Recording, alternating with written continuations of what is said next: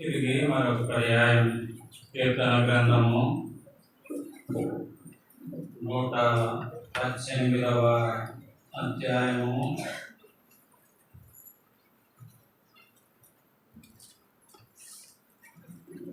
24వ వచనము అందరం కలిసి చదువుకుందాం. ఇది యెహోవా ఏర్పాటు చేసిన దినము, దీని యందు మనము ఉత్సహించి సంతోషించు. మరో పర్యాయం ప్రార్థన చేద్దాం. పరిశుద్ధ తండ్రి, మీ వందనాలు, స్తోత్రాలు, కృతజ్ఞతాస్తుతులు చెల్లిస్తా ఉన్నా. గత 15 సంవత్సరాల విశ్వాస జీవితంలో ఎన్నో పరిస్థితుల్లో మీరు కాపాడుతూ, మీరు కృప చూపిస్తూ వచ్చారు. మీరు విజయం ఇస్తూ వచ్చారు నాయన. మిమ్మల్ని ఆరాధించేటువంటి మీ దీపస్తంభంగా మీరు ఉంటూ వచ్చారు తండ్రి. మీరే ఆశీర్వదిస్తూ వచ్చి మీరే దేవుడిగా ఉంటూ పోషిస్తూ వస్తున్నారు. అందుని బట్టి స్తుతిస్తారు. తిరిగి మరొక పర్యాయం నాయన, ఈ 15 సంవత్సరాల యాత్ర జీవితంలో మేము ఎక్కడున్నాము, ఎలా ఉన్నాము అనేది ఒకసారి మమ్మల్ని మేము మనన చేసుకోవడానికి, పరిశీలించుకోవడానికి మీ కృప అనుగ్రహించండి. ఈ యొక్క 16 సంవత్సరంలో ప్రవేశిస్తున్న మేము ఏ రీతిగా ఉండాలి అనేది మీరు మాకు బోధపరచండి. మీరే మాతో మాట్లాడండి. నిలబడిన మీ దాసుడు వాళ్ళకి కనికరించమని కృప చూపించండి. మన చెల్లించుకుంటూ చేరవలసిన ప్రియులందరిని బట్టి మరొక పర్యాయం మిమ్మల్ని స్తుతిస్తూ యేసుక్రీస్తు వారి నామంలో ఘనపరిచి స్తుతించి ప్రార్థిస్తా ఉన్నాం పరమ తండ్రి. ఆమేన్. మనం చూస్తా వచ్చాం ఈ దినం ప్రభు చేసిన కార్యం, ఆయన చేసిన దినం, హరిగా సంవత్సరాలుగా ఆయన నిస్వార్థ జీవితంలో చేస్తూ వచ్చిన కార్యాలు మనం చూస్తూ వచ్చాం. కృప ద్వారా 7 కార్యం అంతిమంగా నిత్య జీవానికి నడిపిస్తూ ఉన్నటువంటి ఆ కృప.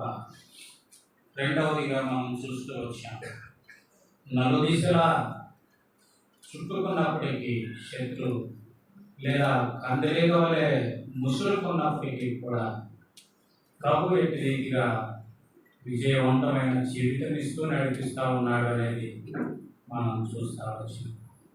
మరణకరమైన పరిస్థితులు ఏర్పడినప్పటికీ ఇక చాలు, ఇక లేదు అనే పరిస్థితులు ఏర్పడినప్పటికీ ప్రభు సజీవుడిగా ఉంచుతూ ఆయన్ని ఏ రీతిగా ఆరాధించడానికై ప్రభు కృప చూపిస్తూ వచ్చాడు అనేది మనం చూస్తూ వచ్చాం.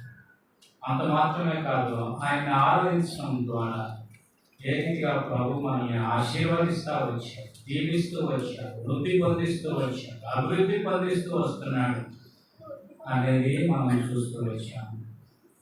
తర్వాత ఆయన మన దేవుడిగా ఉంటూ, మన తండ్రిగా ఉంటూ ఏ రీతిగా మనల్ని పోషిస్తూ ఉన్నాడు అనేది మనం చూస్తూ వచ్చాం. అయితే ప్రశ్న ఏంటి అంటే, ఈ పరిస్థితులన్నింటిలో కూడా లేదా ఈ క్రైస్తవ యాత్రా జీవితంలో లేదా ఈ ఆత్మీయమైన పోరాట జీవితంలో, ఆత్మీయమైన యాత్రా జీవితంలో మనం ఎక్కడ ఉన్నాము అనేది ప్రశ్న. మనం ఎక్కడ ఉన్నాం? ఈ ఆత్మీయమైన యాత్రా జీవితంలో ఎక్కడ మనం ఉన్నాం అనేది ప్రశ్న. దాని కొరకై మనం ఆది కాండానికి వెళ్దాం. ఆది కాండంలో 9 పర్యాయాలు ఎక్కడ అనేటటువంటి ప్రశ్న వస్తుంది. 9 పర్యాయాలు ఎక్కడ అనే ప్రశ్న వస్తుంది. ఈ 9 పర్యాయాల్లో కూడా 5 పర్యాయాలు ప్రభు వారు ప్రశ్నించాడు ఎక్కడ అని. ప్రభు ప్రశ్నించాడు ఎక్కడ అని. 4 పర్యాయాలు మాత్రం మనిషితో మనిషి ప్రశ్నించాడు ఎక్కడ అని. వీటిని మనం అన్నీ ధ్యానించలేము, కానీ ఈ 9 విషయాలు మీకు చూపిస్తాను. ఆ తదుపరి మీరు ఇంటి దగ్గరైనా ధ్యానం చేయండి. దేవుడు మన ఆత్మీయ జీవితంలో మనం ఎక్కడున్నామో అనేది దేవుడు మనకు బోధపరుస్తాడు. తద్వారా మనం సరిదిద్దబడినటువంటి వారమై మరింత ముందుకు ప్రభు సహాయంతో ఈ నూతన సంవత్సరంలో ఎక్కడ మనము తప్పిపోయామో, పడిపోయామో, పతనమయ్యామో, దేవునికి దూరం అయ్యామో గ్రహించి ఆ రీతిగా సరిదిద్దుకున్నటువంటి వారమై ఈ నూతన సంవత్సరం 16వ సంవత్సరంలోనికి ప్రవేశించడానికి కొరకై ప్రభు మనకి కృప అనుగ్రహించినట్లుగా వాటిని మనం చూద్దాం. రండి. మొదటిదిగా ప్రశ్న ఎక్కడ అంటే ఆది కాండము 3వ అధ్యాయంలో మనం ఈ ప్రశ్న చూస్తాం. 9వ వచనంలో దేవుడు ప్రశ్నిస్తా ఉన్నట్లుగా మనం చూస్తాం. చూడండి, దేవుడైన యెహోవా ఆదామును పిలిచి, నీవు ఎక్కడ ఉన్నావు? ఇది వ్యక్తిగత జీవితానికి సంబంధించినట్టుగా మనం చూస్తాం. ఆదామా, నీవెక్కడ? Adam, where art thou? ఆదామా, నీవెక్కడ? రెండవదిగా మనం చూద్దాం. ఆది కాండము 18వ అధ్యాయము 9వ వచనం. ఆది కాండము 18వ అధ్యాయము 9వ వచనము. వారు అతనితో, నీ భార్య అయిన శారా ఎక్కడ? నీ భార్య అయిన శారా ఎక్కడ? ఇది కుటుంబ జీవితానికి సాదృశ్యం. మొదటిది ఆదామా, నీవెక్కడ? నీ వ్యక్తిగత జీవితం. రెండవదిగా నీ భార్య అయిన శారా ఎక్కడ? ఇది కుటుంబ జీవితానికి సాదృశ్యం. మూడవదిగా మనం చూద్దాం. ఆది కాండము 4వ అధ్యాయము. ఆది కాండము 4వ అధ్యాయము 9వ వచనం. యెహోవా, నీ తమ్ముడైన హేబెలు ఎక్కడ? ఇది సహోదరుల యొక్క లేదా సంఘానికి సాదృశ్యం. సంఘానికి సాదృశ్యం. నీ సహోదరుడు ఎక్కడ? సహోదరులంగా మనం సంఘంలో కదా, తోటి సహోదరుడిగా మనం ఆత్మీయంగా మనం ఇది పరిగణించాలి. వ్యక్తిగతము, కుటుంబము ఆత్మీయంగా మాత్రమే. ఆత్మీయమైన అర్థానికి అది, సంఘానికి ఇది సాదృశ్యం. నీ సహోదరుడు ఎక్కడ? లేదా నీ తోటివాడు ఎక్కడ? నీ ఇరుగు పొరుగు వాడు ఎక్కడ? మూడవది. నాలుగవదిగా మనం చూస్తాము 19వ అధ్యాయము. 19వ అధ్యాయము ఆది కాండము 17వ వచనం. వారిని వెలుపలికి తీసుకొని వచ్చి నా వారి కొమ్ము వెనుదిరిగి చూడకము, ఈ మైదానములో ఎక్కడను నిలువక.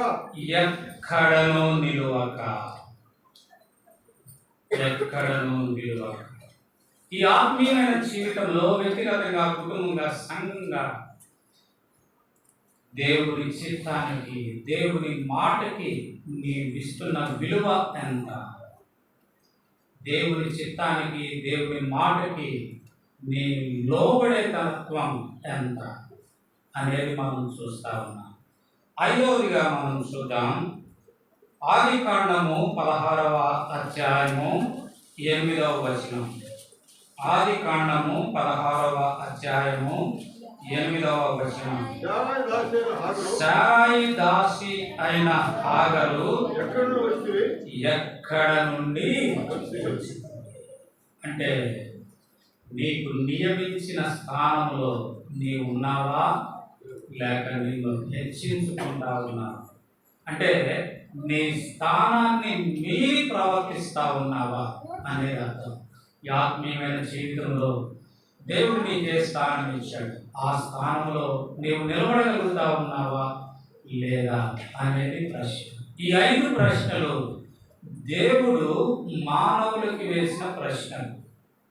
వ్యక్తులు వేరు కావచ్చు, రకరకాల వ్యక్తులకు వేసిన ప్రశ్నలు మనం ఆత్మీయంగా మన జీవితాన్ని సరిదిద్దుకోవటానికై మనము ఆత్మీయమైన కోణంలో వాటిని చూస్తాం. మొదటి, నీవెక్కడ? ఆత్మీయమైన జీవితంలో నీవెక్కడున్నావు? రెండవది, ఆత్మీయమైన జీవితంలో నీ కుటుంబం ఎలా ఉంది? మూడవది, ఆత్మీయమైన జీవితంలో నువ్వు సంఘముతో ఎలా ఉన్నావు?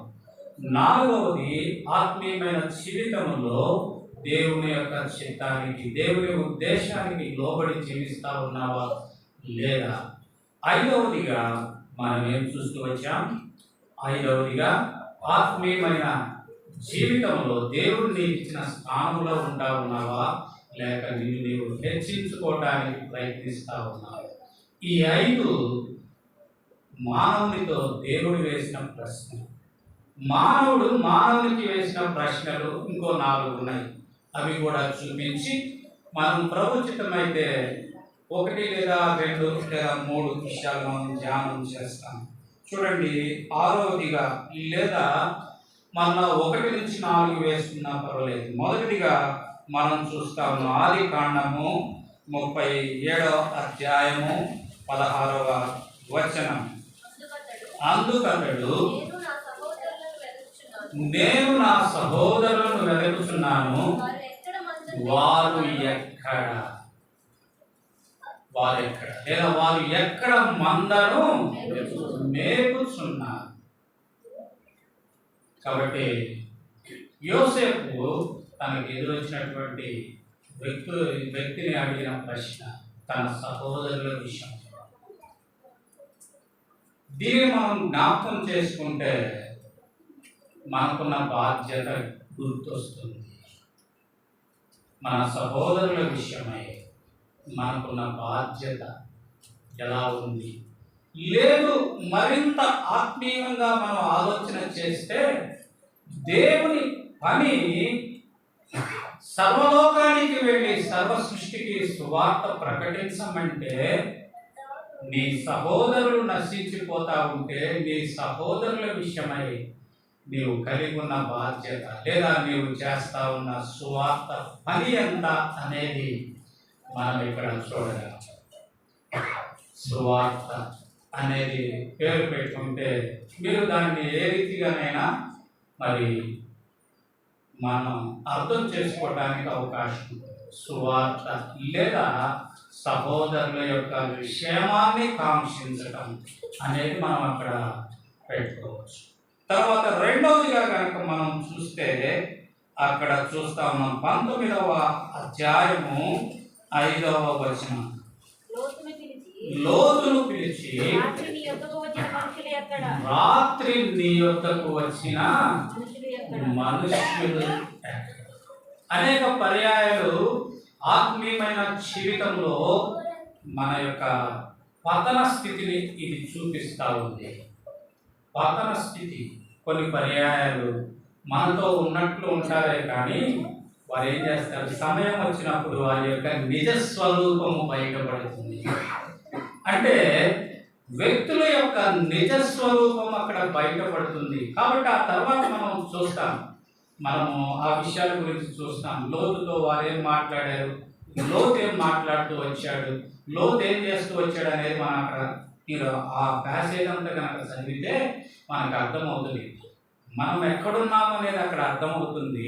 అదే సమయంలో మనతో ఉన్నటువంటి వారి యొక్క నిజ స్వరూపము అర్థమవుతుంది, మన నిజ స్వరూపము కూడా అర్థమవుతుంది. ఉదాహరణకి ఒక్కసారి ఆ మాట చూద్దాం, తర్వాత మనం చూడగలుగుతామో లేదో కాబట్టి ఒక్కసారి ఈ మాట చూసుకొని మనం ముందుకు వెళ్ళడానికి ప్రయత్నం చేద్దాం.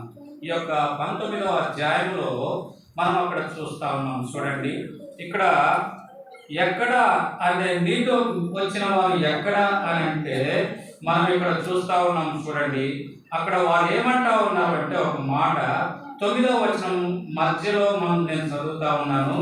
చూడండి, వారు వీడెవడో మనలోనికి పరదేశిగా వచ్చి తీర్పరిగా నుండా.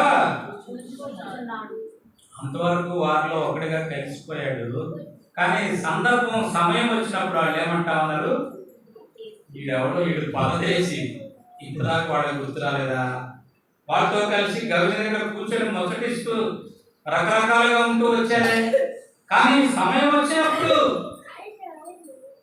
వారు ఏమంటా ఉన్నారంటే వీడెవడో పరదేశిగా మన మధ్యకి వచ్చి మనకి తీర్పరిగా ఉంటా వచ్చారు.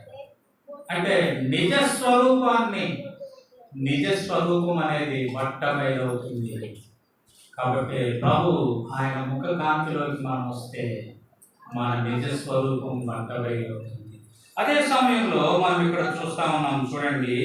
ఇక్కడ ఇక్కడ మనం చూస్తాం మన ఇతని యొక్క మాట, ఈ యొక్క లోతు యొక్క విషయం కూడా మనం చూస్తాం. చూడండి, ఇక్కడ వ్రాయబడతా ఉన్నది 16వ వచనంలో, అతడు తడువ చేసెను. వచ్చిన వారు దాని యొక్క భయంకర స్థితి ఏం జరగబోతా ఉంది చెప్తా ఉన్నారు.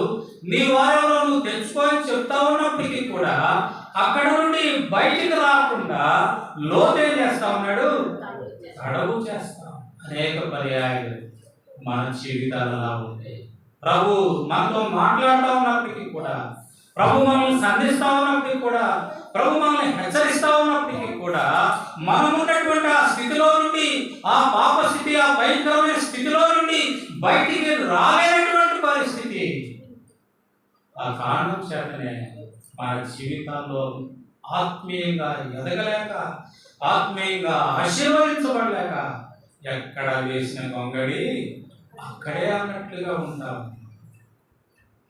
అనేక పర్యాలు తడము చేసి అయితే తర్వాత రాయబడినటువంటి మాట ఏంటంటే, ప్రభువు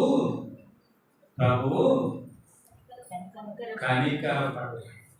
ప్రభు కనికరపడటం ద్వారా అక్కడ నుండి దాటించబడి అనేది మనం చూస్తాం. కనుక ప్రభు కృప, ప్రభు కనికరం లేదా ప్రభు యొక్క దయ మన మీద ఇలా ఉంటుండగా మన జీవితాల్లో మనం సరిదిద్దబడేదాని కొరకై మనం ఇష్టపడతాం. ఒకవేళ లేని పరిస్థితి అయితే ఎంత భయంకరం. అందుకే మనం చదువుతాం, పిలువబడిన వారు అనేకులు, ఏర్పరచబడిన వారు. కాబట్టి అనేకులు పిలువబడతా ఉన్నారు. అందుకే వ్రాయబడతా ఉంది, ప్రయాసపడి భారం మోసుకొనుచున్న సమస్త జనులారా నా యొద్దకు. కాబట్టి అందరినీ ప్రభు పిలుస్తా ఉన్నాడు, అందరే వస్తారు. అందుకే చూడద్దాం, మత్తయి సువార్తలో ఒక మాట, మత్తయి సువార్త 24వ అధ్యాయంలో మనం ఆ మాటలు చూస్తాం. మత్తయి సువార్త 24వ అధ్యాయంలో మనం చూస్తాం. చూడండి, 22వ వచనంలో, ఆ దినములు తక్కువ చేయబడకపోయినట్ల ఏ శరీరం తప్పించుకున్నాడు, ఏర్పరచబడిన వారి. కాబట్టి ఏర్పరచబడిన వారి నిమిత్తం. అందుకే మనం చూస్తాం 31వ వచనంలో చివరిలో మనం చూస్తాం, ఈ చివర నుండి ఆ చివరి వరకు నలుదిక్కుల నుండి ఆయన ఏర్పరచుకునే వారిని. కాబట్టి ఏర్పరచబడిన వారిని పోగు చేస్తారు. అయితే ఈ రెండు మాటల మధ్యలో ఒక భయంకరమైన మాట ఉంది. ఈ యొక్క ఏర్పరచబడిన వారి నిమిత్తము ఆ దినాలు, శ్రమ దినాలు తక్కువ చేయబడతాయి. తర్వాత ఏర్పరచబడిన వారిని ప్రోగు చేయబడతారు అనే దాని మధ్యలో ఒక భయంకరమైన మాట, కలవరం కలిగించే మాట ఒకటి ఉంది. అదేంటిదంటే 24వ వచనం చూడండి, అబద్ధపు క్రీస్తులు, అబద్ధపు ప్రవక్తలను వచ్చి సాధ్యమైతే ఏర్పరచబడిన వారిని సహితము మోసపుచ్చుటకే. ఎంత భయంకరమైన ఆ ఏర్పాటులో నుండి నిన్ను నన్ను తప్పించి తప్పించడం అంటే ఆ ఏర్పాటులో నుండి తొలగిపోవటం అంటే భయంకరమైన అగ్నిగుండానికి పాత్రలు అవుతారు. భయంకరమైన అగ్నిగుండానికి. అందుకే ఎప్పుడు ఏర్పాటు చేయబడ్డామంటే మనందరికీ తెలిసిన మాట, ఎఫెసీయులకు రాసినటువంటి పత్రికలో 1వ అధ్యాయంలో మనం చదువుతాం, జగత్తు పునాది వేయబడకముందు, ఈ ఆకాశానికి భూమికి ఇవేమీ లేనప్పుడే, జగత్తు పునాది వేయబడక మునిపే క్రీస్తు యేసులో ప్రేమ చేత మనల్ని ఏర్పాటు చేసుకున్నాడు. జగత్తు పునాది వేయబడక మునిపే ఏర్పాటు చేయబడినటువంటి నిన్ను నన్ను ఆ ఏర్పాటులో నుండి తప్పించేదాని కొరకై శత్రువు ఎంతగా ప్రయత్నం చేస్తారు. కనుక ప్రియమైన సహోదరుడా, ప్రియమైన సహోదరి, తడవు చేయుట, కాడవచ్చు.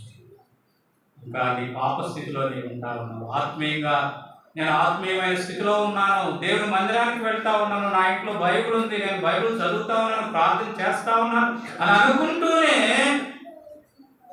హృదయంలో పాపానికి స్థానం ఇస్తా ఉన్నావా? హృదయంలో పాపానికి స్థానం ఇస్తా ఉంటే ప్రియమైన సహోదరుడా, ప్రియమైన సహోదరి, రానున్న దినాలతో భయంకరం. ఆ కారణం చేత అక్కడ వ్రాయబడతాం అన్నమాట, వారెక్కడ నిజ స్వరూపము బయలుపరచబడబోతాం. ఒక దినం రాబోతా ఉంది, దేవుని యొక్క న్యాయ సింహాసనం ఎదుట, ధవళ సింహాసనం ఎదుట నీవు నేను నిలబడబోతా ఉన్నా. నిజ స్వరూపము బయటపడబోతా ఉంది. ఒకవేళ ఈ లోకములో మనము నటించవచ్చేమో కానీ, ఒకవేళ ఈ లోకములో ఇతరులను మోసగించవచ్చేమో కానీ, దేవుడిని మోసగించి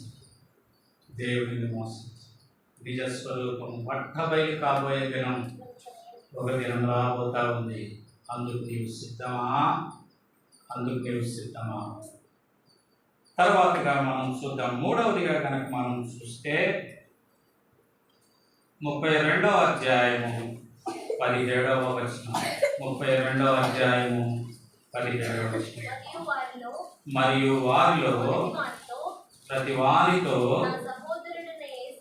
నా సహోదరుడైన ఏశావు ఎదుర్కొని నీవెవరి వాడవు, ఎక్కడికి వెళ్ళుచున్నావు అని అడిగిన ఎడల ఎక్కడికి వెళ్ళుచున్నావు. కాబట్టి ఆ యొక్క యాకోబు తిరిగి వస్తా ఉన్నాడు, తన సహోదరుడు ఎదురు వస్తా ఉన్నట్టు భయపడతా ఉన్నాడు. అయితే మనం అక్కడ చూడగలం, దానికి ఏమని మనం పేరు పెట్టుకోవచ్చు అంటే క్షమాపణ అనేది మనం పేరు పెట్టుకోవచ్చు, లేదా తిరిగి స్వగృహానికి అనే పేరు పెట్టుకోవచ్చు, తిరిగి తండ్రి ఇంటికి అనే పేరు పెట్టుకోవచ్చు. నాలుగవదిగా మనం చూస్తే 41వ అధ్యాయము 19వ వచనం. 41వ అధ్యాయము 19వ వచనం. మరియు నీరసమైన బహు వికార రూపము కలిగి చిక్కిపోయిన మరి 7 ఆవులు వాటి తర్వాత పైకి వచ్చెను. వీటి అంత వికారమైనవి ఐగుప్తు దేశమందు ఎక్కడను. దానికి మనం పెట్టుకోవడానికి ఒక మాట ఏంటంటే భవిష్యత్తుని సూచిస్తూ ఉంది. భవిష్యత్తును సూచిస్తూ ఉంది, లేదా దేవుని ప్రణాళికను సూచిస్తూ ఉంది, లేదా దేవుడు తన ప్రజలను రక్షణ కార్యములోనికి తీసుకొని రాబోతా ఉన్నాడు అనేది మనం పెట్టుకోవచ్చు. ఎందుకంటే ఆ తర్వాత 45వ అధ్యాయంలో యోసేపు తన సహోదరులతో అంటాడు, నా సహోదరులారా భయపడకుడి, మనల రక్షణ కొరకై దేవుడే నన్ను ముందుగా పంపించాడు. కాబట్టి వారి యొక్క క్షేమం కొరకై దేవుడు ముందుగా పంపిస్తూ వచ్చి, కాబట్టి భవిష్యత్తు అనేటటువంటి మాటని మనం అక్కడ పెట్టుకోవడానికి ఆస్కారం. కాబట్టి వీటిలో ఈ ఆది కాండములో ఉన్నటువంటి ఎక్కడ, ఈ స్థానంలో ఎక్కడ అంటే మనం ఎక్కడున్నాము అనేది మనం ఒకసారి పరిశీలన చేసుకుంటాం, సమయానికి ముగించడానికి ప్రయత్నిస్తాం. కాబట్టి మొదటిగా మనం చూద్దాం, ప్రభు వేసిన ప్రశ్నల్లో మొదటి ప్రశ్న ఏంటి అంటే, ఇక్కడ మనం చూస్తా ఉన్నాం, ఆదామా నీవెక్కడ? ఆదామా నీవెక్కడ? నీ వ్యక్తిగత జీవితంలో ఎక్కడున్నావు? ఆత్మీయంగా నీవెక్కడున్నావు అనేది ప్రభు యొక్క ఉద్దేశం. మనకు అక్కడ తెలుసు, ప్రభువారు ప్రతి చల్లపూట దినాన వచ్చినప్పుడు ఆదాము ప్రభువుకి ఎదురుగా వస్తూ ప్రభుతో ముచ్చటించి, ప్రభుతో సంతోషించి, ప్రభుతో సమయం గడిపేటటువంటి ఆదాము ఇక్కడ మనం చూస్తాం, ఆదామా నీవెక్కడా అని అన్నప్పుడు ఎక్కడ ఉన్నాడు? ప్రభు దగ్గరకు రాలేని దుస్థితిలో తాను ఉంటా ఉన్నాడు. ప్రభువుకి ఎదురుకి రావడానికి భయపడే స్థితిలో తాను ఉంటా ఉన్నాడు. తాను దాచుకునేటటువంటి పరిస్థితిలో తాను ఉంటా ఉన్నాడు. ప్రియమైన సహోదరుడా, ప్రియమైన సహోదరి, నీ ఆత్మీయ జీవితంలో ప్రభు సన్నిధికి నువ్వు ధైర్యంగా రాగలుగుతా ఉన్నావా? లేదా ఎవరో ప్రోద్బలంతో, ఎవరో బలంగా నెట్టడం ద్వారా నువ్వు వస్తూ ఉన్నావా? ఏదో ముఖం విచారణ చేసుకొని వస్తా ఉన్నావా? లేకపోతే దేవుని సన్నిధికి రాలేక, దేవుని సన్నిధిలో నీ ముఖము చెల్లక, దేవునికి దూరమైనటువంటి స్థితిలో నీవు ఉంటా ఉన్నావా? కారణం ఏంటి అంటే దేవుని మాటను తృణీకరించినటువంటి స్థితి, దేవుడిని ఆజ్ఞను మీరినటువంటి స్థితి, అక్రమములకు స్థానం ఇచ్చినటువంటి స్థితి. ప్రియమైన సహోదరుడా, ప్రియమైన సహోదరి, ఆత్మీయ జీవితంలో మనం దేవునికి లోబడినటువంటి జీవితం కలిగి ప్రభు సన్నిధికి సంతోషంగా రాగలుగుతా ఉన్నామా? లేకపోతే ప్రభు సన్నిధికి రాలేక, ప్రభు మాట వినబడినప్పుడు, లేదా ఈ యొక్క మందిరం నుండి ఆ యొక్క మైక్ శబ్దం ద్వారా దేవుని వాక్యం వినబడతా ఉన్నప్పుడు, లేదా దైవజనుడు ఆరాధన ఆరంభించబోతా ఉన్నప్పుడు నీ హృదయం సంతోషంతో గంతులేస్తూ దేవుని మందిరానికి రావాలనేటువంటి ఆ యొక్క తలంపుతో పరిగెడతా ఉన్నావా? లేకపోతే ఎందుకు వచ్చిన సావురా బాబు అంటూ ఏదో కాలయాపన చేస్తూ దేవుని మందిరానికి దూరమైన స్థితిలో నీవు ఉంటావు? ఎలా ఉంది నీ ఆత్మీయ స్థితి? కారణం ఏంటంటే అలా దూరమైన స్థితి నీ జీవితంలో కానీ ఉంటే ఎక్కడో పాపానికి నీవు స్థానం ఇచ్చావు, ఎక్కడో పాపానికి నీవు లోబడుతూ వచ్చావు, ఎక్కడో పాపము చేత నీవు పట్టబడుతూ వచ్చావు. ఆ కారణం చేతనే ప్రేమ కలిగినటువంటి ఆ దేవుడు, కనికరం కలిగినటువంటి ఆ దేవుడు అక్కడ పశువును వధించి రక్తాన్ని చిందించాల్సినటువంటి పరిస్థితి. అయితే నేడు ఆ రక్తం నీ కొరకై నీ హృదయం దగ్గరికి ప్రవహిస్తూ ఉంటుండగా, ప్రభా ఇదిగో నేను పాపం చేశాను, ఇదిగో ఇక్కడ నేను పడిపోయాను, ఇదిగో ఇక్కడ నేను దేవుని మందిరానికి వెళ్ళలేని స్థితి, దేవుని సన్నిధిని అనుభవించలేని స్థితి, నీ ఎదుటికి రాలేని స్థితిలో నేను ఉంటా ఉన్నాను. ప్రభా నన్ను కనికరించు అంటూ ప్రభు సన్నిధిలో చేరి క్షమాపణ కోరుకోవడం ద్వారా తిరిగి మన ఆత్మీయ స్థితిని మనం పొందుకోవాలి. సమయం ఉండగా, సమయం మించిపోకముందే ఇదిగో రక్షణ దినం అని చెప్పబడుతూ ఉన్నటువంటి సమయం ఉంటూ ఉండగానే, ప్రియమైన సహోదరుడా, ప్రియమైన సహోదరి, నీవెక్కడున్నప్పటికీ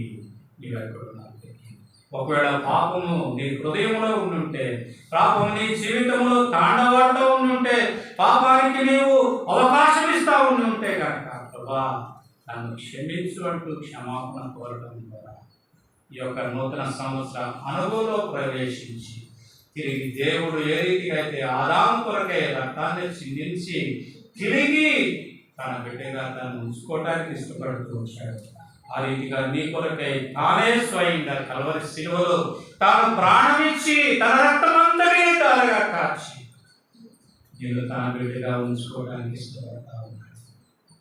ప్రియమైన సహోదరుడా, ప్రియమైన సహోదరి, తిరిగి ఆయన సంతకు వస్తావా? తిరిగి ఆయన సంతకు వస్తావా? ఒకటి మొదటిగా ఆదామా అంటే దాక్కున్న పరిస్థితిని మనం చూస్తాం, ఇతరుల మీద నింద వేసే పరిస్థితిని మనం గమనిస్తాం. పాపాన్ని ఒప్పుకోకుండా ఇతరుల మీద నింద వేయటం, ఇదిగో నీవిచ్చిన దేవుడినే నిందించేస్తుంది, దేవుడినే నిందించేస్తుంది. అందుకనే అతి స్థితి నుండి నీవు తప్పించుకుంటావు. ఈ నూతన సంవత్సరంలో మనం అడుగుతా ఉన్నాం కదా, మనము నూతన సంవత్సరంలో మనం అడుగుతూ ఉంటాం కదా, ఎస్కేల్ గ్రంథంలో, హబక్కూకు గ్రంథంలో మనం అడుగుతూ ఉంటాం కదా, సంవత్సరంలో జరుగుతూ ఉండగా నీ కార్యము నాలో నూతన పరచు. పాత బైబిల్లో అయితే నీ కార్యము నాలో వర్ధిల్ల చేయము అని. ఏ రీతిగా వర్ధిల్లుతుంది, ఏ రీతిగా దేవుడిని ఆయన కార్యాన్ని నీలో నూతనపరచగలడు అంటే నా జీవితంలో ఎప్పుడైతే క్షమాపణ కలిగి ఉంటాను, నీవు నేను ఎప్పుడైతే తిరిగి ప్రభు దగ్గరికి రాగలుగుతామో అప్పుడు. ఒకవేళ ఇంకా రాలేక దూరంగా ఉంటే నువ్వు నష్టంలో ఉన్నావనేది గ్రహించు. తద్వారా క్షమాపణ కోరి ఆ రీతిగా ప్రభు చెంతకు రావాలనేది దేవుని యొక్క ఉద్దేశంగా మనం చూస్తాం. వ్యక్తిగత జీవితం. రెండవదిగా మనం చూద్దాం రండి. ఆదికాండము 18వ అధ్యాయము. ఆదికాండము 18వ అధ్యాయము 9వ వచనంలో మనం చూస్తా ఉన్నాం.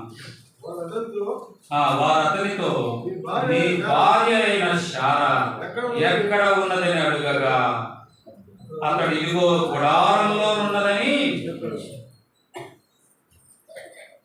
నీ భార్య అయిన శారా ఎక్కడ ఉన్నదని చెప్పగా ఇదిగో గుడారంలో ఉన్నది. గుడారంలో ఉండి ఏం చేస్తా ఉంది? చాలా మంది చక్కగా ఈ పనులే చేస్తారు. చాలా మంది చేసిన పనే చేస్తూ ఉంటారు. ఏం పని? నేను ఒక సహోదరి రెగ్యులర్గా వెళ్ళేవాడిని. రెగ్యులర్గా వెళ్తే ఆ సహోదరుడు నేను మాట్లాడుకుంటా ఉంటే ఆ సహోదరి తడికి దగ్గరికి వచ్చి ఏం చేస్తూ ఉంటుంది? చెవి అప్పగిచ్చేది. చెవి అప్పగిచ్చి ఏం చేస్తుంది? మా మాటలన్నీ వింటా ఉండేది. ఇదేం చేస్తుంది? తర్వాత ఇంట్లోకి వెళ్ళి తన భర్తతో ఏం చేస్తే, ఏంటయ్యా మొత్తం మాట్లాడి ఏమనుకుంటున్నాం అది ఇదే కదా. చాలామంది మన ఆరోగ్యం శాపం చేస్తూ ఉంది కూడా అదే. శాపం చేస్తూ ఉంది కూడా అదే. ఏం చేస్తుంది? వాడు మాట్లాడుకుంటా ఉంటే ఏం చెప్పినాక గుడారంలో ఉందయ్యా అంటే ఏమేమంటుంది అంటే ప్రభు ఏమంటా ఉన్నాడు, ఇదిగో మీదకి వచ్చే ఈ కాలానికి నీ కుమారుడు పుడతాడంటే అక్కడ ఏమంటుంది? నవ్వుతుంది. నవ్వుతా ఉంటే అడుగుతా ఉన్నాడు ప్రభు, శారా నవ్వనేలా అంటే నేను నవ్వను నవ్వితివి కదా. మన ఆత్మీయ జీవితంలో అనేక పర్యాయాలు మనం ఇలా ఉంటాం. అనేక పర్యాయాలు మనం ఇలా ఉంటాం. ఏ విధంగా మనం వేలు పెడదామా కదా, ఏ విధంగా మనం జోక్యం చేసుకున్నామా కదా. అనేక పర్యాయాలు ఆత్మీయ జీవితంలో మనం అలా ఉంటాం. మన కుటుంబ జీవితంలో కూడా అలాగే ఉంటుంది. మన కుటుంబాన్ని మనం చూసుకోకుండా ఇతరుల కుటుంబాల్లో వేరు పెడతాము కదా. కనుక ప్రియమైన సహోదరుడు, ప్రియమైన సహోదరి, కుటుంబ జీవితం సక్రమంగా ఉంటే సంఘ జీవితం క్షేమంగా ఉంటుంది. సంఘ జీవితం క్షేమంగా ఉంటుంది. కనుక ప్రభు ఉన్నాడు. ప్రభు సన్నిధిలో మనం ఎలా ఉండాలి అనేది మనం గ్రహించాం. అందుకే మనం మత్తయి సువార్తలో చూస్తాం, ఎక్కడ 2-3 నా నామమున కూడి ఉంటారు అక్కడ నేను ఉంటాను. కుటుంబంగా నువ్వు సమకూడవంటే ప్రభు నీ మధ్య ఉంటాడు. ప్రభు నీ మధ్య ఉన్నప్పుడు నువ్వు ఎలా ఉండాలి? నువ్వు ఎలా ఉండాలంటే యథార్థంగా ఉండాలి. ప్రభు నీ దగ్గర ఉన్నప్పుడు నువ్వు యథార్థత లోపించి నీ జీవితాన్ని కలిగి ఉంటే ఆ తర్వాత నీ కుటుంబం కూడా అలాగే ఉంటుంది. కాబట్టి అబ్రహాం ఏం చేస్తూ వచ్చాడు? బొంకాడు. తర్వాత పిల్లలు బొంకారు. కనుక ప్రియమైన సహోదరుడు, ప్రియమైన సహోదరి, మన కుటుంబ జీవితం సక్రమంగా ఉండాలి. అందుకే అడుగుతా ఉన్నాడు, శారా నీ భార్య అయిన శారా ఎక్కడ? ఈరోజు మనం ప్రశ్న వేసుకుందాం. నీ భార్య అయిన పేరు పెట్టుకోండి ఎక్కడ. మగవాడు ప్రశ్న వేసుకుందాం, ఆడవాళ్ళు ప్రశ్న వేసుకుందాం. నీ భర్త అయినా ఈ పేరు పెట్టుకోండి ఎక్కడ? దేవుని మందిరంలో ఉన్నారా? లేక గుడారంలో ఉంటూ మాటలకి అపార్థం సృష్టించే వారంగా, ఆ యొక్క ఉద్దేశాన్ని చెడగొట్టుకునే వారంగా ఉంటా ఉన్నామా? దేవుని మందిరానికి రాకుండా పని చేస్తాం, చాలా మంది ఇట్లాగే ఉంటారు. విరగబడతాం, మందిరంలో విరగబడతాం, కానీ సందర్భం వచ్చినప్పుడు దూరంగా ఉంటాం. షార్ ఏం చేసింది?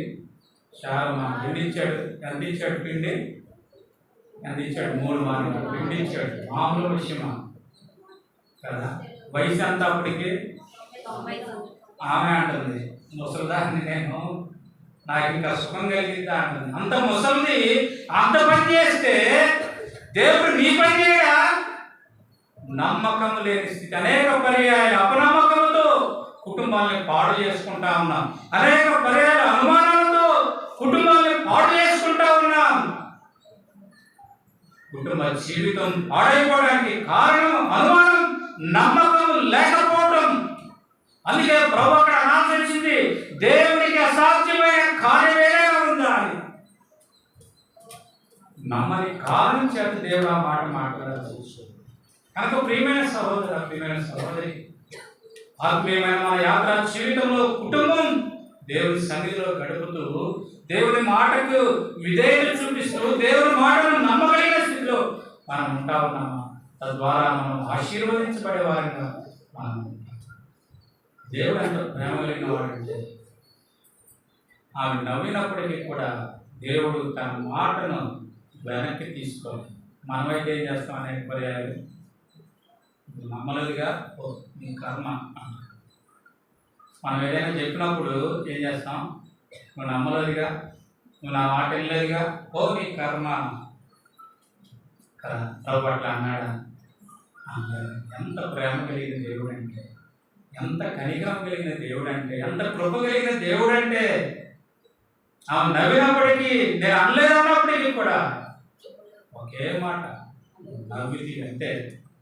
అయితే తన మాట వెనక్కి తీసుకోవాలి.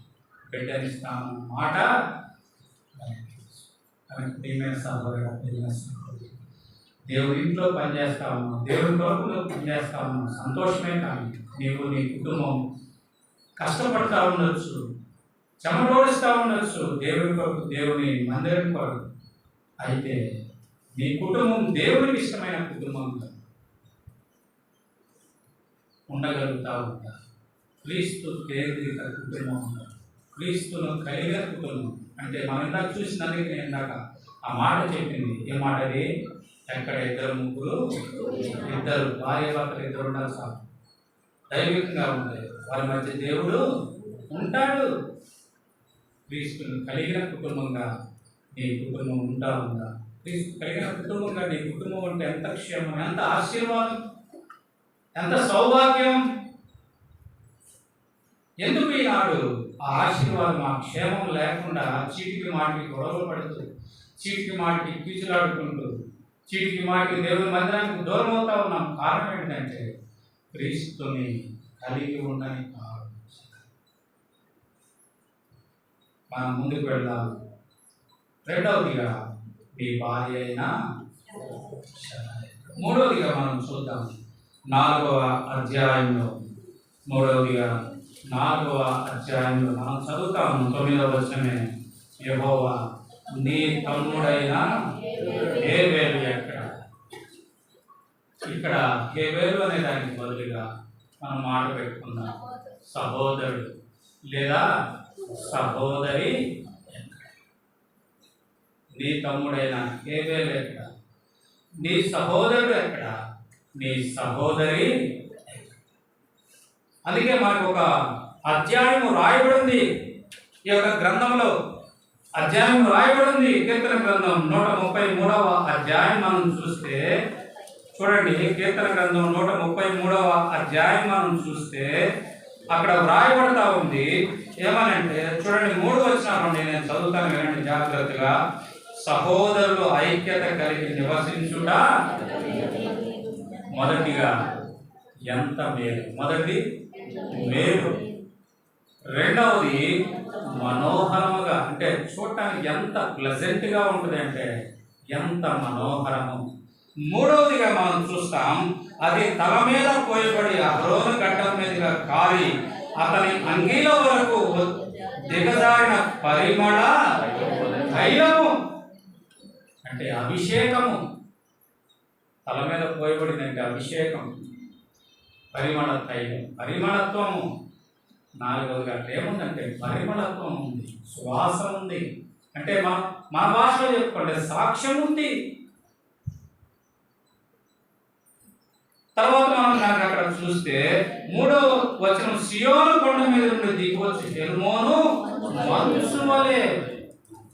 అందుకే ప్రభు ఒక చోట అంటాడు, చెప్పలేక ఆకుకు చెట్టుకు మంచు ఏ రీతిగా ఉంటుందో నేను వారికి, ఎవరికి, ఇశ్రాయేలు ప్రజలకి, తన ప్రజలకి. అంటే అంత సన్నిహితమైన ప్రభు ఆ రీతిగా ఉంటాడు, ప్రభు ఆ రీతిగా ఉంటాడు.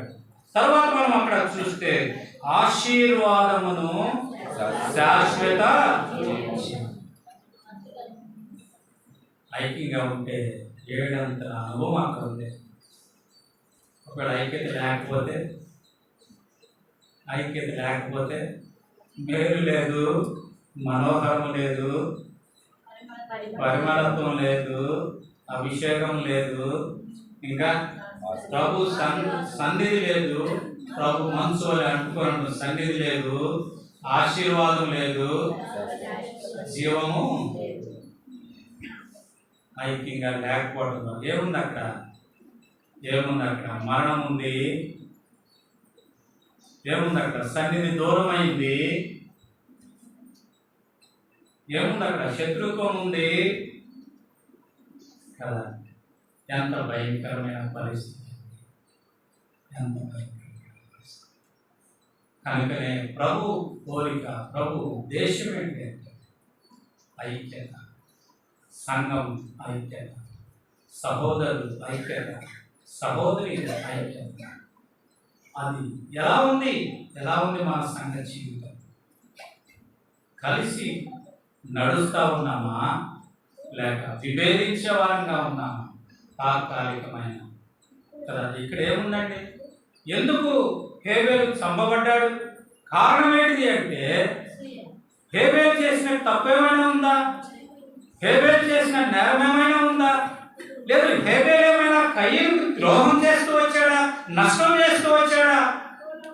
కారణం మనం చూస్తే ఏమీ లేదు. కేవలం అందుకే ప్రభు హెచ్చరించాడు.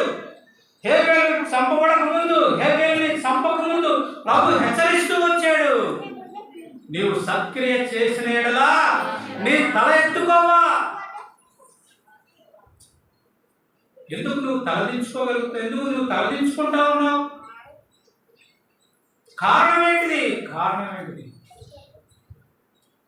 ఒకవేళ హేబేలుని అడిగితే, తమ్ముడా మరి నేను కూడా దేవుని దగ్గరికి రావాలి కదా తమ్ముడా, నాకు కూడా ఒక చిన్న వెయ్యిరా, నేను కూడా అర్పిస్తాను ప్రభువుకి.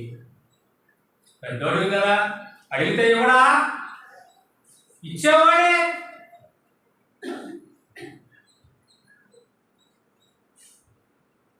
అనేక పర్యాయాలు హృదయ గర్వం, అసూయ, అడగటానికి మోమాటం కదా. తత్ఫలితంగానే విభేదాలు, తత్ఫలితంగానే ఇలాంటి దుస్థితి జీవితాల్లో సంభవిస్తూ ఉంది, సంఘాల్లో సంభవిస్తూ ఉన్నాయి. కారణం కనుక ప్రియమైన సహోదరి, మూడవదిగా మనం చూస్తాము మన యొక్క సంఘ జీవితం ఎలా ఉంది. 4-5 ఊరికే చదివాను, మళ్ళీ ఒకసారి చదువుకొని మనం ఆ రీతిగా ముగించుకోవడానికి ప్రయత్నించాలి. 4వదిగా ఈ మైదానం 19వ అధ్యాయము 17వ వచనం. 19వ అధ్యాయం 17వ వచనంలో ప్రభు చెప్తా ఉన్నాడు ఏమనంటే, నీ ప్రాణమును తగ్గించుకున్నట్లు పారిపోము, వెనుకకు చూడకము, ఈ మైదానంలో ఎక్కడ నిలువక నీవు నశించిపోకుండా పర్వతమునకు పారిపోమని చెప్పగా దోతేమంటా ఉన్నాడు, అలా కాదు. ఏమంటాడు? అలా కాదు.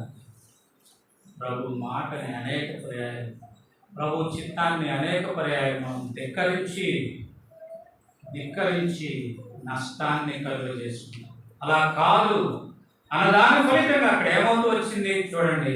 ఎంత భయంకరమైన పరిస్థితి అంటే దేవుని మాట వినని కారణం చేత కలిగిన భయంకరమైన పరిస్థితి ఏంటంటే అక్కడ తన భార్యను కోల్పోయాడు. ఆ తర్వాత దేవునికి విరుద్ధమైన జనాంగాలు తన ద్వారా వచ్చినాయి. సరే, ఇదిగో ఈ చిన్నది అక్కడ ఉంటాను కాబట్టి సరే ఉండు అన్నాడు. ఉండు అన్నప్పుడు నువ్వు అక్కడ ఉన్నావా? లేదే. తిరిగి మళ్ళా అనేక పర్యాయాలు మనం ఆడించాం. దేవుని మాటను ఎదురాడేవారు, దేవుని మాటను నీరేవారు, దేవుని చిత్తానికి లోబడిన వారంగా అనేక పర్యాయాలు మనం ప్రియమైన సహోదర, ప్రియమైన సహోదరు, మన వ్యక్తిగత కుటుంబ సంఘ జీవితం బాగుండాలి అంటే నాలుగవది చాలా ప్రాముఖ్యమైనది.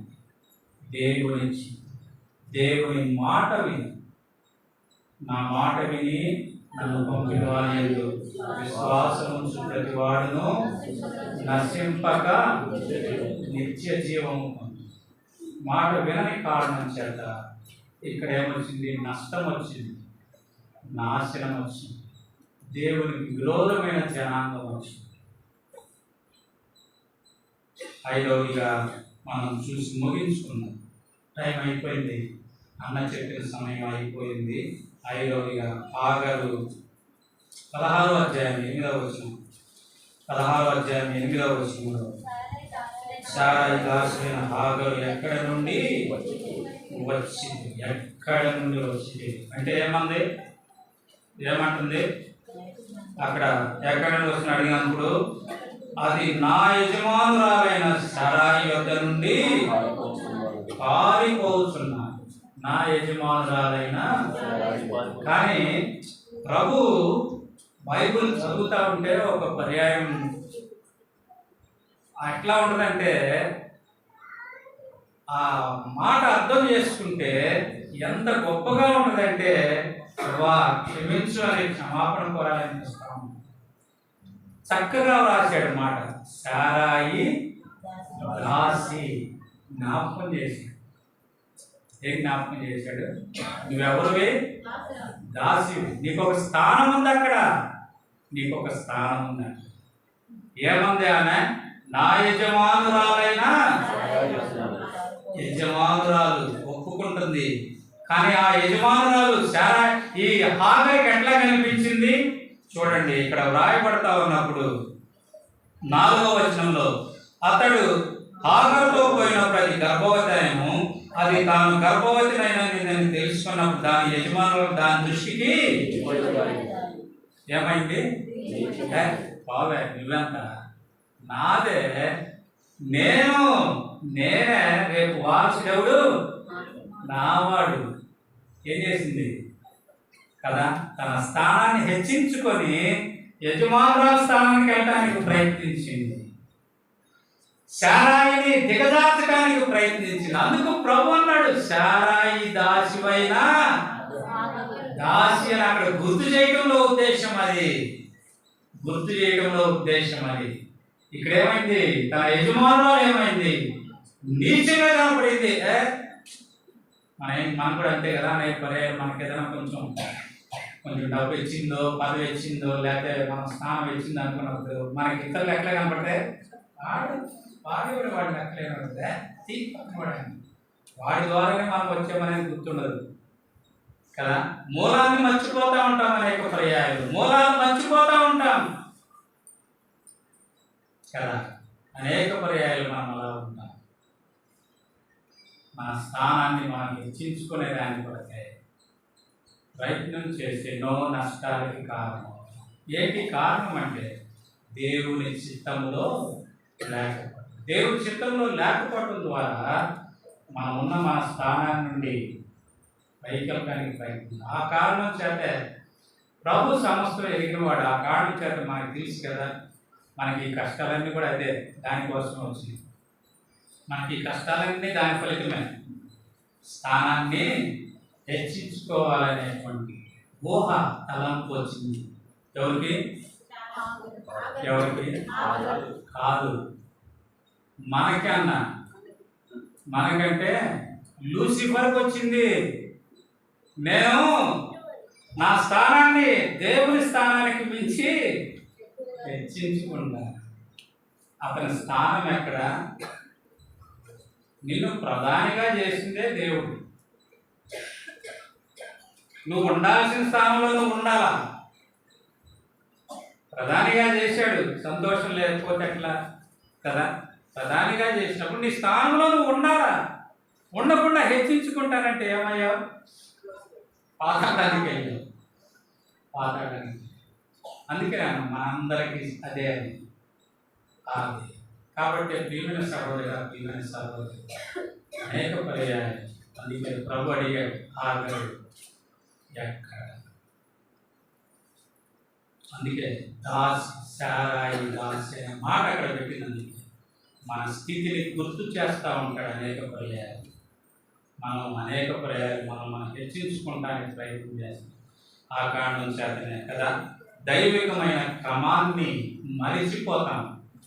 దైవికమైన క్రమాన్ని మరిచిపోవడం ద్వారా కుటుంబాలు నష్టమవుతాయి, సంఘాలు నష్టమవుతాయి కదా.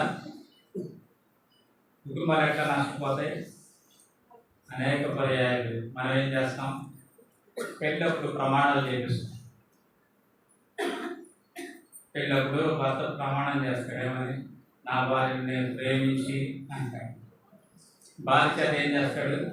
నా భర్తకు నేను లోబడి. కానీ ఏం చేస్తాం?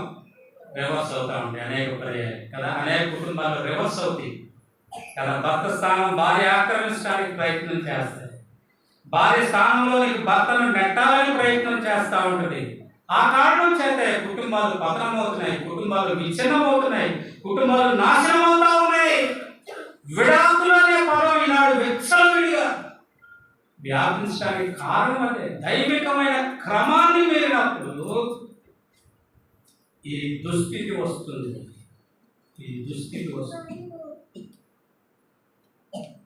సంఘంలో కూడా అదే.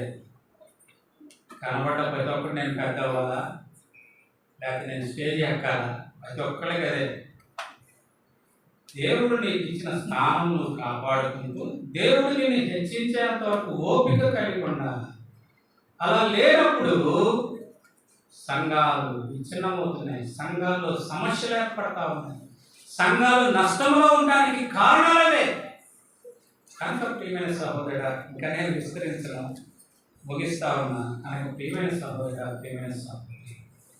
ఈనాడు దేవుని సన్నిధిలో వచ్చే ప్రభా సంవత్సరాలు జరుగుతూ ఉండగా నీ కార్యం నాలో నూతన ప్రాసాలే. మనం ఎక్కడున్నాం, మన స్థితి ఎలా ఉంది? ఆదామా, నీది ఎక్కడ? నీ స్థితి ఎక్కడ ఉంది? మీరు ఎలా ఉంది? నీ కుటుంబం ఎలా ఉంది? నీ సంఘం, నీ సహోదరులు లేదా నీ సహోదరి ఎలా ఉన్నారు?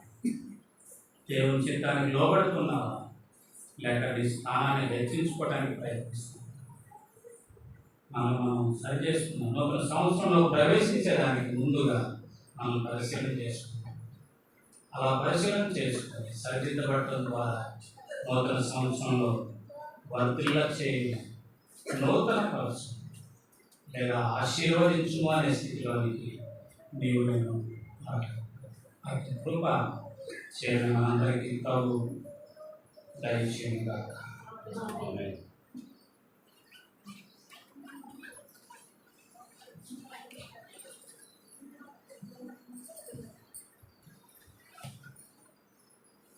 ప్రార్థన చేసుకుందాం.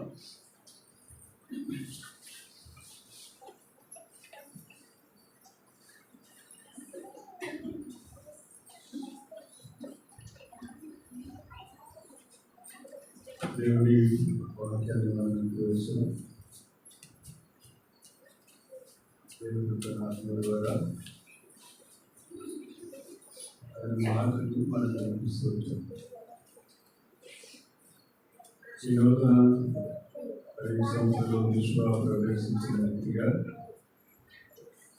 మనం కూడా మన యొక్క విశ్వాస జీవితంలో ఒక నూతనమైనటువంటి అనుభవానికి తీసుకురావాలని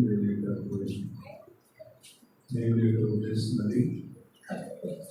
మీరు గమనించి ఎవరైనా పరిస్థితిని తన స్థానాన్ని దేవుడు మనకు ఇచ్చిన స్థలమును దేవుడు మనకు ఇచ్చినటువంటి ఆధిక్యతను దేవుడు మనకు ఇచ్చిన సఫలతని ఒకవేళ అది అనుభవంతో కోల్పోయిన అనుభవం తిరిగి చేసిన అనుభవం దేవుడికి విరోధంగా జీవించిన అనుభవం ఏదైనా మన జీవితంలో అనుకుంటే ఉండవు.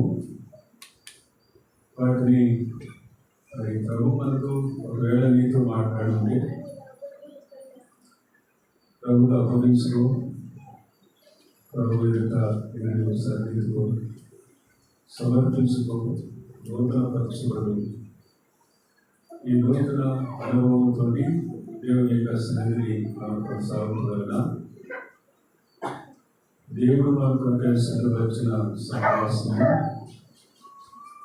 సహోదరత్వము, ఆశీర్వాదము, ఆ విధంగా దేవుడు మనకు అనుగ్రహించినటువంటి ఫలభరితమైన జీవితంలోకి మనం వస్తాం. ప్రభు మనతో విజయించిన మాట దానికి అనుభవం కావాలంటే తప్పక మనము మళ్ళీ మనం ప్రభుత్వం సమర్పించుకున్నది అవసరం. ఆ విధంగా నేను ప్రతిష్ఠించుకొని మళ్ళీ మనం ప్రతిష్ఠించుకొని ప్రభు సమర్పించుకొని దేవుని యొక్క ఆశీర్వాదాన్ని, అభివృద్ధిని, దేవుని యొక్క మహిమను, దేవుని యొక్క చిత్తమును దేవుడు మనకు ఇచ్చినటువంటి స్థానంలో ఉండి మనం కనపరిచే అనుకూలానికి ఒక ప్రార్థన చేస్తుంటాం. ప్రేమ కలిగిన మా తండ్రి, నమ్మకమైన మా ప్రభావాన్ని పాల్గొన్నాను స్తోత్రాలు తెలుస్తుంటున్నాం. మీరు ప్రేమించి అనుగ్రహించి మీ కృపను అనుగ్రహించి విశ్వాసం ప్రేమించి గత 15 సంవత్సరాలు మీ కృపను అనుగ్రహించి స్థలంలో మీ చిత్రంలో నెరవేర్చుకుంటూ మీ పాత్రలేని వారిని ప్రభావాన్ని ఎత్తిపట్టుకొని ఈ పరిశుద్ధుల మధ్య దేవాన్ని దాసునికి ఇచ్చిన కృపావరంలో తను ప్రజ్వలింపజేస్తూ ఇంటిని కట్టే విషయంలో ఈ పని జరిగించే విషయంలో అనేకులకు మేలు ఉపకారములు మీ నామం బట్టి చేయట్లు మీరు సహకరిస్తూ వచ్చారు.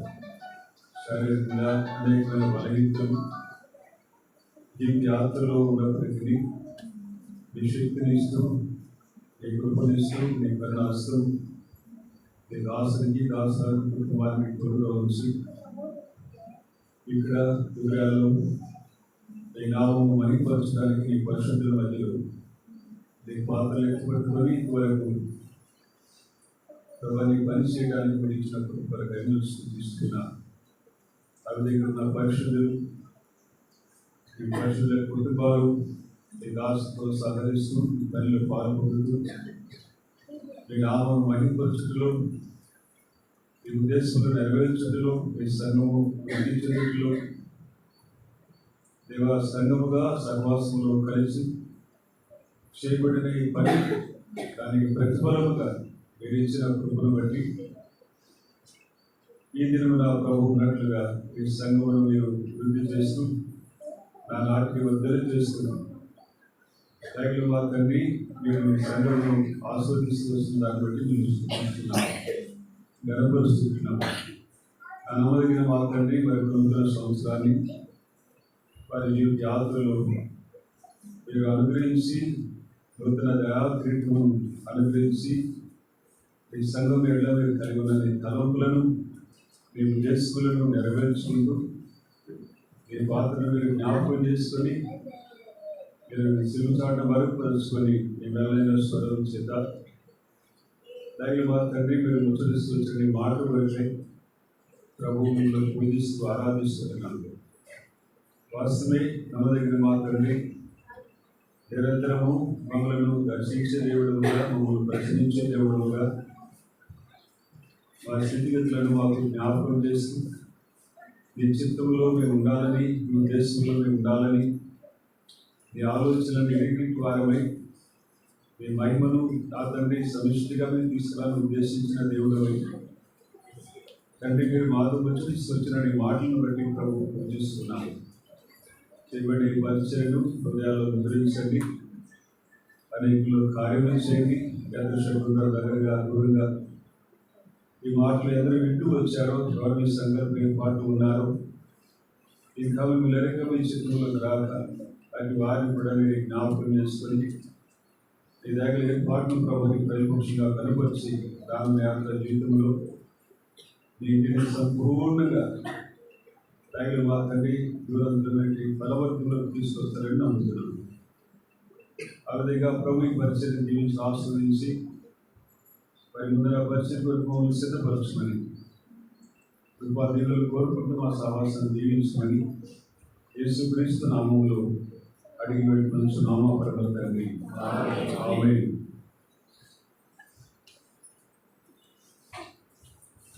అందరికీ చాలా వందనాలు.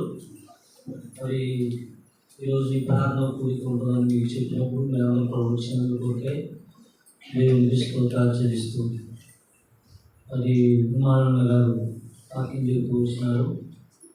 కాబట్టి వాక్యాన్ని కూడా దేవుని స్తోత్రాలు చెల్లిస్తున్నాం. సాయంకాలం కూడా 7:30 గంటలకు ప్రత్యేకమైన కూడిక.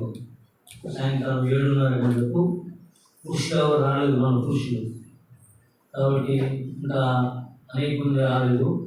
కాబట్టి వారు కూడా వచ్చేందుకే ప్రార్థించి తర్వాత ఈ భోజన పాలనలంతా అయిపోయిన తర్వాత ఇద్దరు బాప్తిస్తానికి సిద్ధపడ్డారు.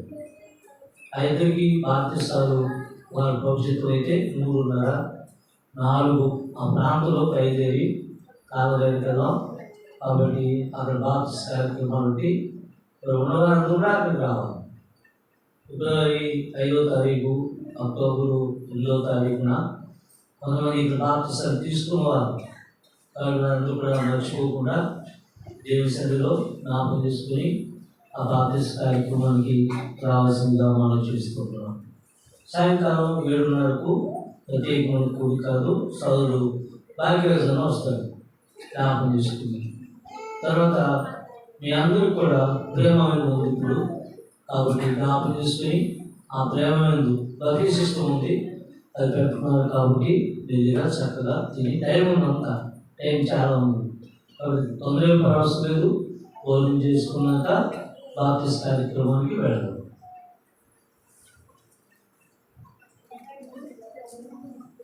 మన తండ్రి దేవుని ప్రేమ, కుమారుని యేసుక్రీస్తు వారి యొక్క కృప, పరిశుద్ధాత్మ యొక్క అన్యోన్య సహవాసం చేరవచ్చిన మనకు తన ప్రేమించు వారికి తన సంగమునకును నూతన సంవత్సరంలో ప్రవేశింపజేసిన విశ్వాసము ఇప్పుడు ఎల్లప్పుడూ ఇప్పుడున్న పరిశుద్ధులకు సదాకాలంలో తోడేయండి నడుపును గాక.